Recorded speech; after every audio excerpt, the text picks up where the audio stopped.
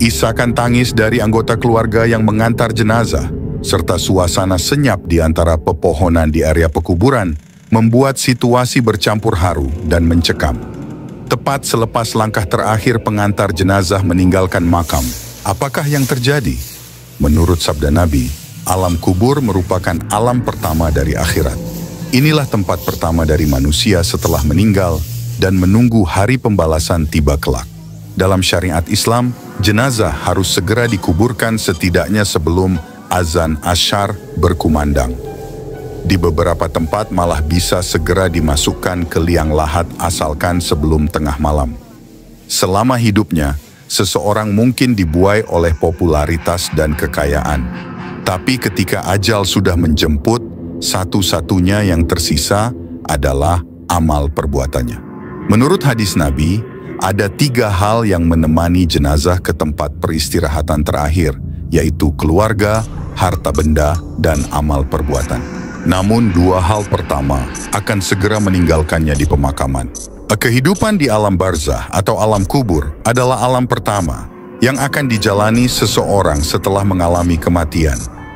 Alam kubur atau alam barzah merupakan satu dari rangkaian yang pertama kali dijalani seseorang dari tahapan kehidupan setelah kematian.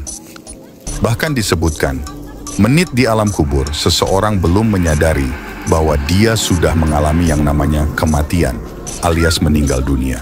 Ketika sadar, maka dia akan mendapati suasana yang sangat gelap gulita. Sekitar 7 menit kemudian dia akan kedatangan 2 sosok asing yang merupakan wujud dari malaikat Mungkar dan Nakir. Itulah alam pertama yang akan dijalani oleh seseorang setelah mengalami kematian. Alam kubur merupakan tahapan pertama dari kehidupan setelah kematian. Maka berikut ini 8 tahapan kehidupan setelah kematian, dan juga dicantumkan doa selamat dari siksa neraka. Dan agar mampu melewati semua tahapan tersebut, agar terhindar dari siksa neraka dan menjadi ahli surga. Dan sebelum lanjut, jangan lupa untuk bantu support channel. Namun bagi teman-teman yang belum subscribe dulu dong. Periodisasi malam di alam kubur. Ada rentang waktu tertentu dari sosok jenazah yang telah menetap di alam kubur.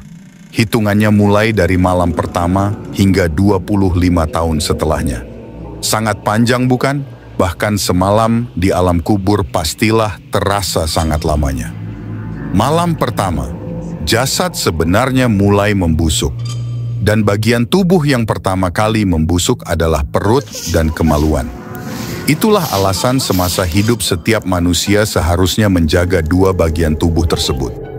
Jasad juga mulai berubah warnanya menjadi agak hijau dan cenderung gelap. Malam kedua. Malam berikutnya, organ dalam tubuh mulai membusuk seperti lambung, paru-paru, hati, dan limpa. Malam ketiga. Malam ketiga ialah malam ketika jasad mulai mengeluarkan bau busuk. Setelah 7 hari, wajah jasad akan mulai membengkak dan terlihat jelas di bagian pipi serta kedua mata. 10 hari pertama, tubuh akan semakin membusuk. Setelah 2 minggu, perlahan-lahan rambut jasad mulai rontok dan terurai bersama tanah.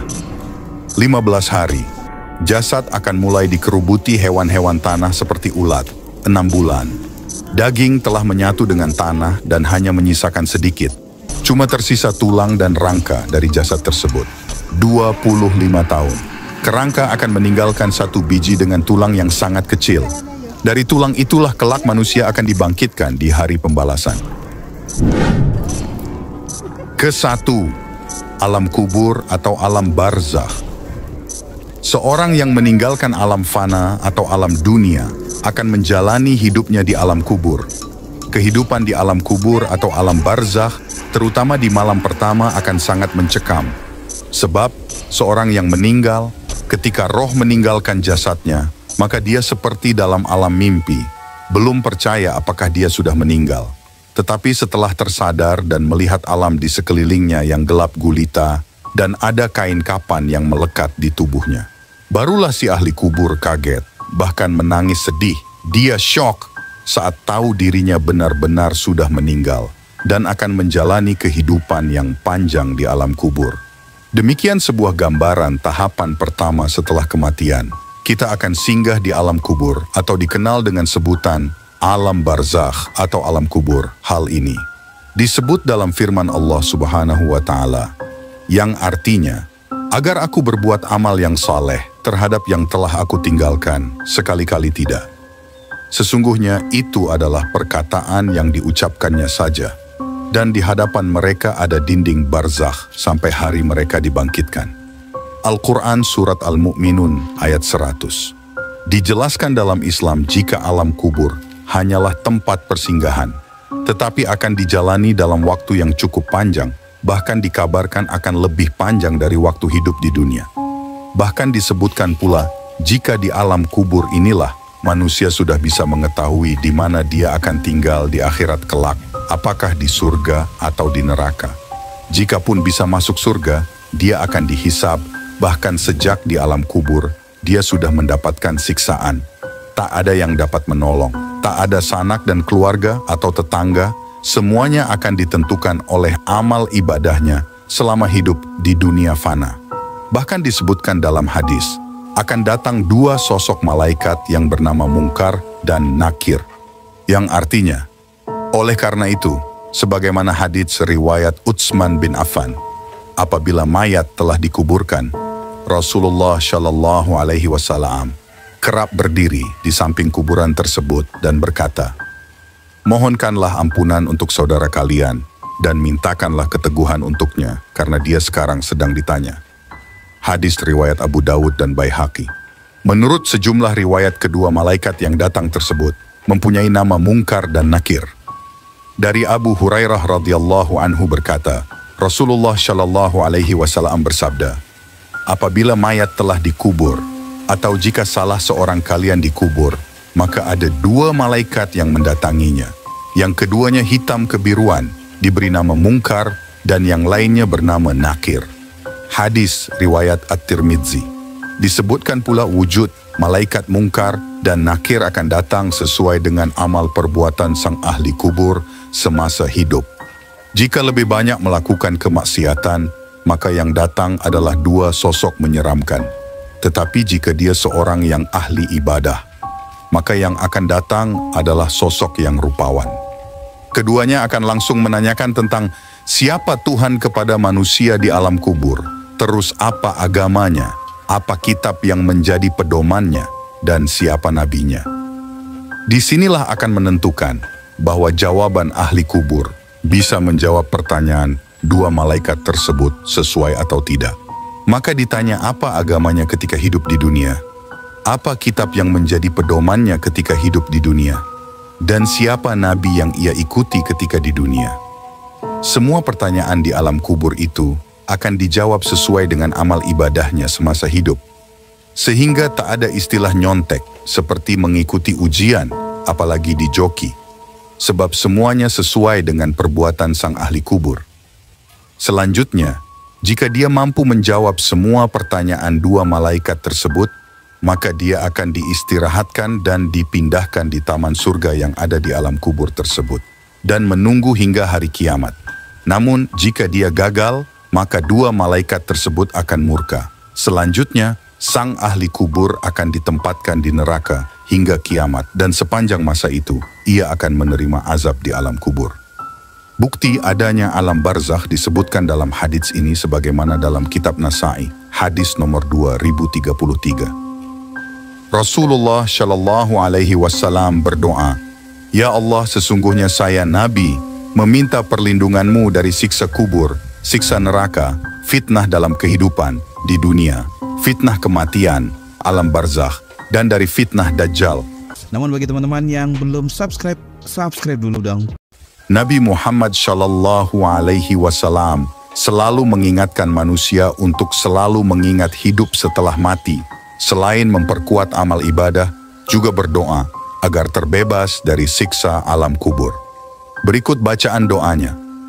Allahumma inni a'udzu bika min adzabil qabri, wa min adzabin nari, wa min fitnatil mahya wal mamati, wa min fitnatil masihid dajjal. Artinya, Ya Allah, aku berlindung kepadamu dari azab kubur, azab neraka, cobaan hidup dan mati, dan fitnah Dajjal yang terhapus dari rahmat Allah. Maka bacalah doa itu setiap setelah sholat 5 waktu ataupun ketika hendak melakukan doa, karena doa-doa itu selain mengingatkan kita akan mati, juga selalu memohon keberkahan dan ampunan dari Allah Subhanahu wa Ta'ala, ujarnya. Kedua, hari kebangkitan Yaumul Ba'ats. Hari kebangkitan setelah mati, atau kerap disebut sebagai Yaumul Ba'ats.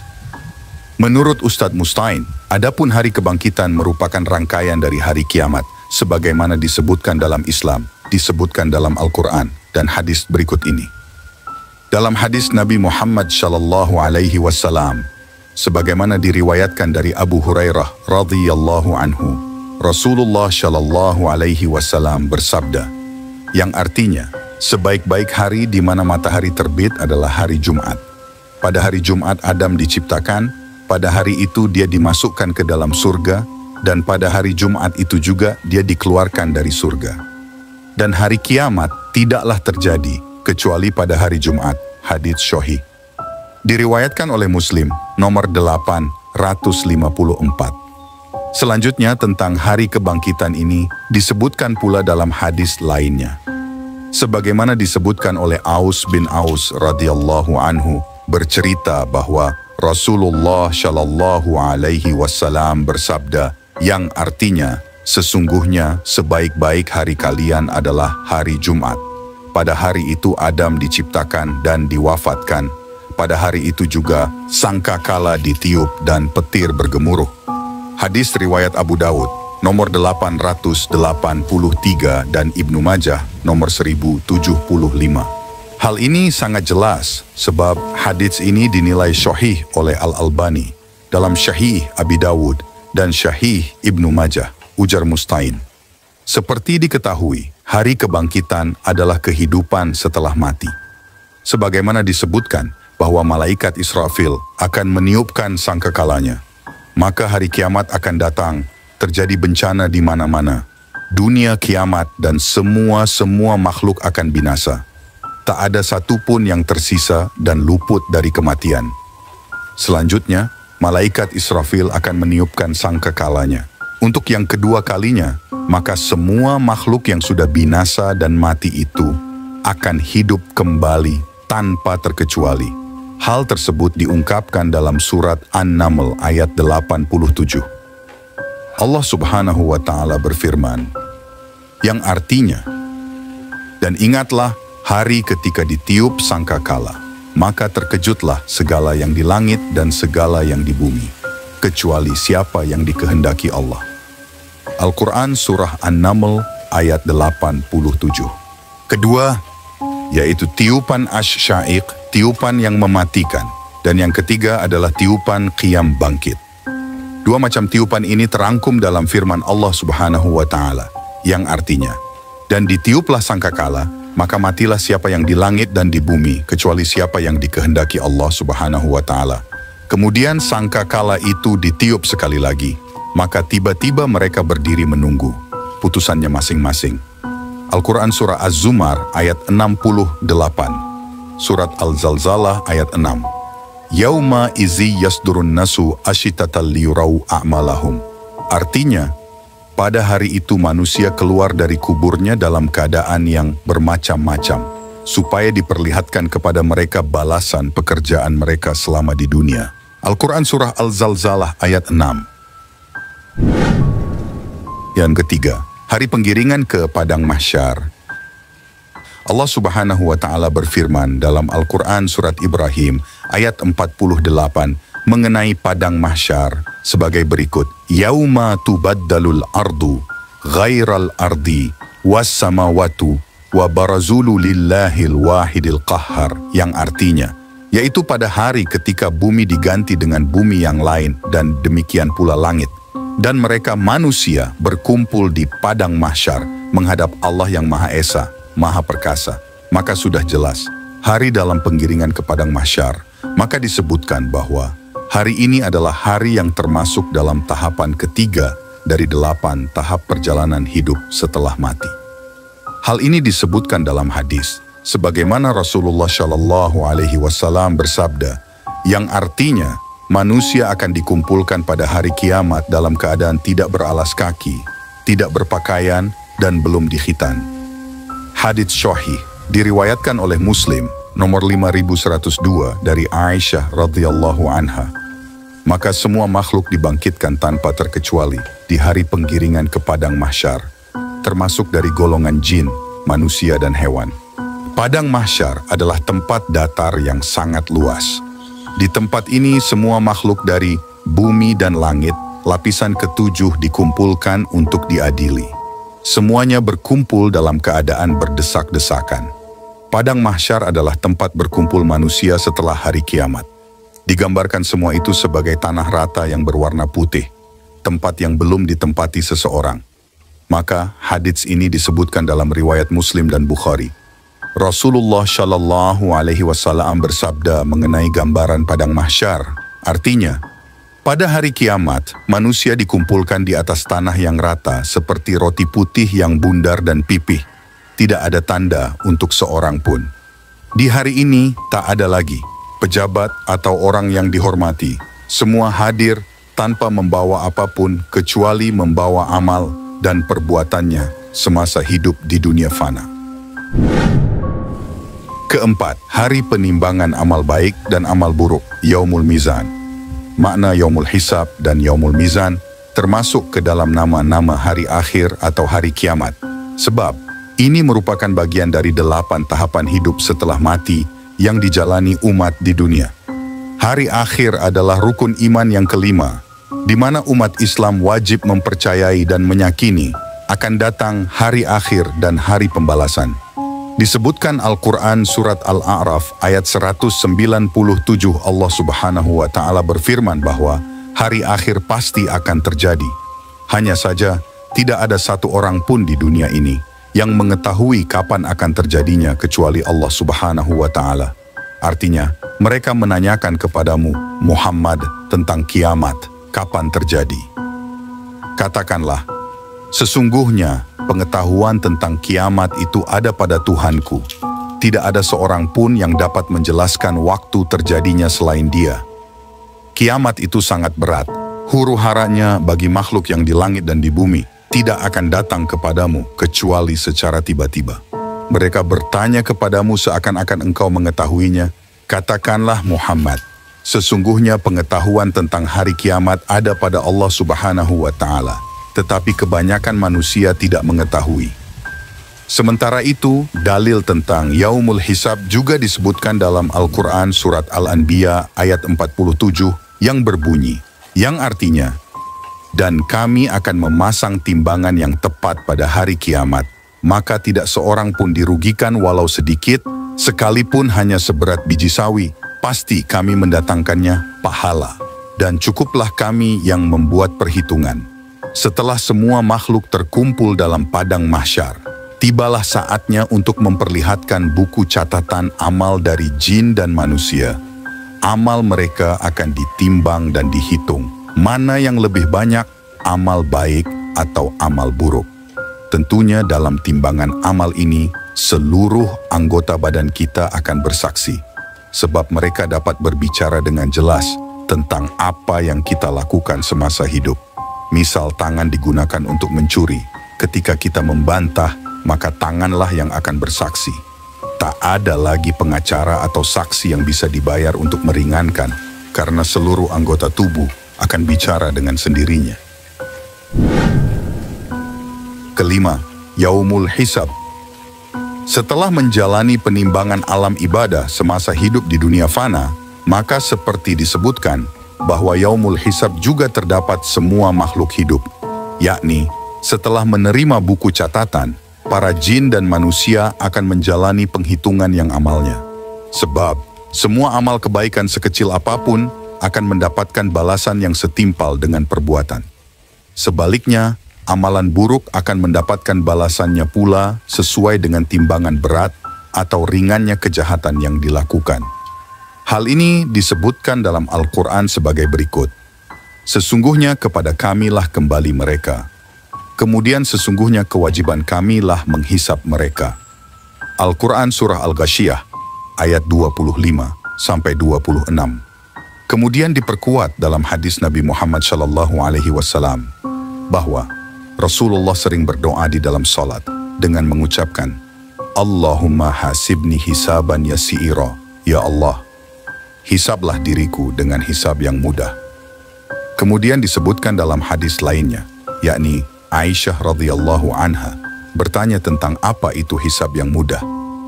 Maka Rasulullah Shallallahu Alaihi Wasallam menjawab, Allah memperlihatkan kitab hambanya, kemudian Allah memaafkannya begitu saja. Barang siapa yang dipersulit hisabnya, niscaya ia akan binasa. Diriwayatkan oleh Ahmad, Al-Hakim, dan Ibnu Abi Ashim dalam kitab Sunnah nomor 885. Hadits ini dinilai sahih oleh Al-Hakim dan Az-Zahabi. Keenam, melintasi jembatan yang lurus Shiratal Mustaqim. Ujian selanjutnya adalah ujian yang berat bagi mereka yang banyak melakukan dosa dan akan menjadi ringan bagi mereka yang banyak menjalankan amal ibadah selama di dunia. Hal ini disebutkan dalam Al-Quran secara tersirat. Innallaha rabbi wa rabbukum fa'budu, haza siratum mustaqim. Artinya, sesungguhnya Allah Tuhanku dan Tuhanmu, karena itu sembahlah Dia. Inilah jalan yang lurus. Al-Quran Surah Al-Imran ayat 51. Makna jalan lurus yang dimaksud adalah jembatan Shiratal Mustaqim. Dikutip dari buku Wasathiyah dalam Al-Quran, yakni Nilai-nilai moderasi Islam dalam akidah, syariat, akhlak karya Profesor Dr. Ali Muhammad Shalabi. Disebutkan tentang jembatan Shiratal Mustaqim oleh Imam At-Tabari yang meriwayatkan dari Ali bin Abi Thalib radhiyallahu anhu dari Rasulullah Shallallahu Alaihi Wasallam bahwa beliau bersabda. Kemudian dia menyebutkan Al-Quran, lalu dia berkata, itulah Shiratal Mustaqim. Hal ini diperkuat dalam surat Al-Fatihah ayat 6 yang merujuk kepada petunjuk bagi agama yang benar, yaitu Islam. Tunjukkanlah kami jalan yang lurus. Makna itu merupakan jembatan Shiratal Mustaqim. Beberapa lainnya menyebut Shirat al-Mustaqim adalah agama Islam itu sendiri. Oleh karenanya, permintaan petunjuk ke jalan yang lurus sebagaimana tercantum dalam Al-Quran. Disebutkan bahwa jembatan Shiratal Mustaqim adalah jalan sebuah lintasan melewati neraka menuju surga. Maka itu, bagi orang yang banyak dosa, maka dia akan jatuh ke dalam api neraka dan akan disiksa dan terbakar dengan azab yang sangat pedih di neraka. Tetapi jika dia ahli ibadah, maka dia akan berjalan dengan mudah untuk melewati jembatan panjang itu menuju surga. Meski ahli ibadah, diajarkan bagaimana doa agar selama dalam perjalanan di jembatan Shiratal Mustaqim. Berikut ini adalah doa harian untuk kelancaran perjalanan di atas sirat. Asyhadu an la ilaha illallah wahdahu la syar'aka lahu ilahan wahidan wa rabban syahidan la ma'buda siwahu wa nahnu lahu muslimun. Artinya, aku bersaksi tiada Tuhan selain Allah yang Esa. Tiada sekutu baginya sebagai Tuhan yang Esa dan Tuhan yang menyaksikan. Tiada zat yang patut disembah selainnya. Kami tunduk kepadanya. Gambaran untuk orang yang banyak dosa dan maksiat semasa hidupnya, maka dia akan mengalami kondisi yang sangat buruk. Jembatan ini akan menjadi sangat kecil, bahkan sekecil rambut dibagi 7 dan tajamnya melebihi samurai. Sementara sebaliknya, untuk orang dengan amalan baik banyak, ia akan melewatinya dengan tenang. Bahkan digambarkan ada akan terbang secepat kilat. Ada pula yang terlihat seperti menunggang onta, kambing atau sapi dari hasil kurbannya ketika di dunia. Ada pula yang berjalan lamban, tetapi tetap mencapai tujuan yakni surga. Maka sebagai bahan renungan berada di manakan kita nantinya, tergantung dengan amal dan perbuatan semasa hidup. Ketujuh, surga. Dipastikan orang-orang yang soleh dan ahli ibadah adalah orang-orang yang digambarkan akan berhasil melewati Shiratal Mustaqim tersebut. Sebab dia akan ditempatkan di surga atas rahmat Allah Subhanahu wa Ta'ala. Semua orang Muslim kelak akan ditempatkan di surga meskipun ia memiliki dosa. Namun akan mendapatkan hisab dan ampunan dan ditempatkan di surga masing-masing sesuai dengan 7 tingkatan. Firman Allah Subhanahu wa Ta'ala dalam surat An-Nahl ayat 32. yang artinya yaitu orang-orang yang diwafatkan dalam keadaan baik oleh para malaikat, dengan mengatakan kepada mereka. Kedelapan, neraka. Selanjutnya inilah tahapan kedelapan, sebenarnya seperti di surga tempat bagi ahli ibadah. Maka neraka adalah tempat bagi semua orang yang memiliki dosa, baik itu muslim atau kafir. Disebutkan di dalam kitab suci Al-Quran bahwa terdapat 7 tingkatan neraka. Hal ini sebagaimana firman Allah Subhanahu wa Ta'ala disebutkan dalam surat Ali Imran ayat 77. Sesungguhnya orang-orang yang menjual janji Allah surga dan mengobral sumpah mereka dengan harga yang kecil, mereka tidak mendapatkan pahala di akhirat, dan Allah tidak mengajak mereka berbicara dan tidak melihat mereka pada hari kiamat, dan Allah tidak akan menyucikan mereka, dan bagi mereka azab yang pedih. Kemudian diriwayatkan dalam hadis Bukhari, Rasulullah bersabda, ada 3 golongan yang Allah tidak melihat mereka pada hari kiamat, dan Allah tidak akan menyucikan mereka, dan bagi mereka mendapat siksa yang pedih. Seorang laki-laki memiliki kelebihan air di jalan, namun ia menahan dari Ibnu Sabil. Dan seorang laki-laki yang berbayat pada imam, dia tidak bayat kecuali karena dunia. Jika imam memberi dunia, dia senang, namun jika ia tidak diberi, dia marah. Dan seorang laki-laki berdagang setelah ashar, maka ia mengatakan, demi Allah yang tidak ada Tuhan selain Dia, sungguh aku telah memberi dengan dagangan dan pembelinya percaya. Seperti diketahui, golongan yang dimaksud adalah orang-orang kafir, munafik, dan setan. Bahkan disebutkan, jika jarak antara satu pintu dengan pintu yang lainnya adalah 500 tahun dan 700 tahun perjalanan. Lalu di setiap pintu ada azab berlipat ganda. Berikut 7 tingkatan neraka disebutkan sebagai berikut. Pertama Jahannam, kedua Laza, ketiga Al-Huthamah, keempat As-Sa'ir, kelima Saqar, keenam Jahim, dan ketujuh Hawiyah. Demikian 8 tahapan kehidupan setelah kematian. Mari kita renungkan dan pahami, berada di jalan manakah kita kelak? Allah Subhanahu wa Ta'ala pun memberikan kebebasan kepada umatnya untuk memilih. Namun azab sudah menunggu bagi mereka yang memilih kehidupannya di jalan kemaksiatan. Sementara Allah akan memberikan kenikmatan surga bagi hambanya yang menjalankan semua perintahnya dengan patuh dan ahli ibadah. Semoga kita semua diselamatkan dari siksa neraka dan menjadi penghuni surga Allah Subhanahu wa Ta'ala. Amin ya Rabbal Alamin. Demikianlah pembahasan kita kali ini, semoga bermanfaat dan menambah keimanan kita kepada Allah Subhanahu wa Ta'ala dan Rasul-Nya. Jangan lupa untuk bantu support channel. Namun bagi teman-teman yang belum subscribe, subscribe dulu dong. Dengan like, subscribe, dan tulis pendapat kalian di kolom komentar. Akhir kata, wassalamualaikum warahmatullahi wabarakatuh.